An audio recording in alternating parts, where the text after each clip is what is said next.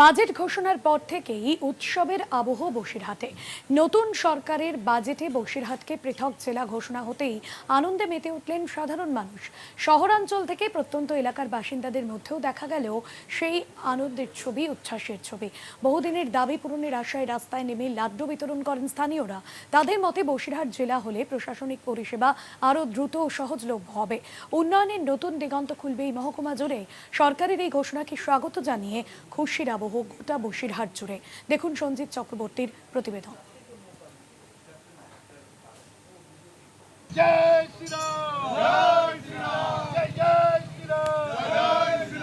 भारत माता की बीजेपी जिंदाबाद जिंदाबाद जिंदाबाद।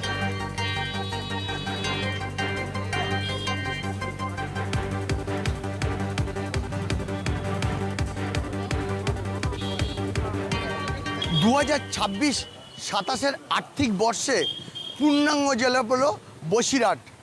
বরাবরই এর আগে ছিল স্বাস্থ্য জেলা, তারপর পুলিশ জেলা, এইবার পূর্ণাঙ্গ জেলা। রীতিমতো খুশির হবার সীমান্ত থেকে সুন্দরবনের 11টি ব্লকের একদিকে লাড্ডু বিতরণ, অন্যদিকে সীমান্তের মানুষের বিভিন্ন আনন্দ উৎসবের ছবি ধরা পড়ল। বারবারই এই মহকুমা এই রাজ্যের মধ্যে অনেকটাই বড় এবং প্রায় 35 লক্ষ মানুষের বাস ছিল। বিভিন্ন সময় তাদের প্রশাসনিক কাজ করতে সদর বারাসাতে ছুটে যেতে হতো। এইবার ঘরের দুয়ারে পূর্ণাঙ্গ জেলায় আজকে ঘোষণা হয়, রীতিমতো খুশি বসিরহাটের বিভিন্ন স্তরের মানুষের। তাই সব মিলে পূর্ণাঙ্গ জেলা পেয়ে রীতিমতো খুশি। সেই সময় লাড্ডু বিতরণ হচ্ছে। দেখাতে চেষ্টা করব যেভাবে খুশির হাওয়া, একদিকে তারা লাড্ডু বিতরণ করছে, অন্যদিকে এই জেলা পেয়ে রীতিমতো খুশি এই সীমান্ত থেকে সুন্দরবনের বিস্তীর্ণ অঞ্চলের মানুষ।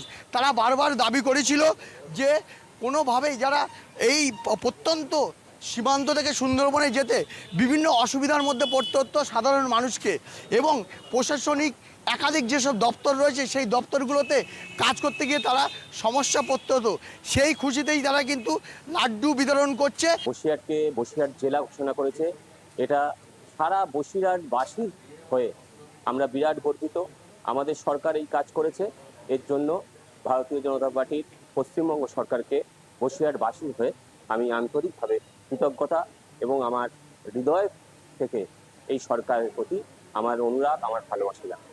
এটা অত্যন্ত আনন্দের বিষয়, তার কারণ আজকে একটা জেলা যখন আলাদা হবে অবশ্যই তার উন্নয়নের যে একটা জোয়ার, সেই জোয়ার বসিরহাট জেলার জন্য ভেসে আসে। ভারতীয় জনতা পার্টির সরকার দীর্ঘদিন পরে পশ্চিমবঙ্গে অধিষ্ঠান করেছে, আর তাদের নূতন বাজেটে আমাদের বসিরহাট জেলাকে আলাদা জেলা হিসেবে ঘোষণা করলে আমরা খুবই আনন্দিত এবং আপ্লুত। সকলকে কাজের সুবিধার্থে কাজের জন্য বাসে যেতে হতো, যেটা খুবই অসুবিধার মধ্যে হতো। এখন নতুন জেলা পাওয়ার পরে আমরা সত্যি সবাই খুব আনন্দিত, সবাই খুব খুশি, প্রচণ্ড খুশি আমরা।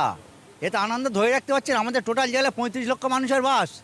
আমাদের সেখানে সুন্দরবন যেহেতু অঞ্চলগুলো আছে সেগুলো প্রচণ্ড খারাপ অবস্থা, রাস্তাঘাট প্রতিটা দুর্দশা, যোগাযোগ ব্যবস্থা নেই, কোনো কিছু নেই। আমরা পেয়ে খুব খুশি। আমরা চাই মাননীয় শুভেন্দু অধিকারী মহাশয় জেলাটাকে সুন্দরভাবে সাজিয়ে দিক। এই জেলা হওয়ার ফলে আমরা খুবই আনন্দিত, এবং শুধু আমরা নয়, সন্দেশখালী, হিঙ্গলগঞ্জ, মিনাখা, হাড়োয়া সবাই আনন্দিত হবে এই জেলা হওয়ার জন্যে। শুভেন্দু অধিকারীকে আমি ধন্যবাদ জানাই আমাদের এইটাকে পূর্ণাঙ্গ জেলা করার জন্য। তারা আগামী দিনে রেলটাও যাতে প্রান্তিক সুন্দরবন পৌঁছে যায় সেটাও তারা দাবি করছেন। তাই সব মিলিয়ে খুশির হাওয়া এই পূর্ণাঙ্গ জেলা পেয়ে বসিরহাটের সীমান্ত থেকে সুন্দরবনের মানুষ।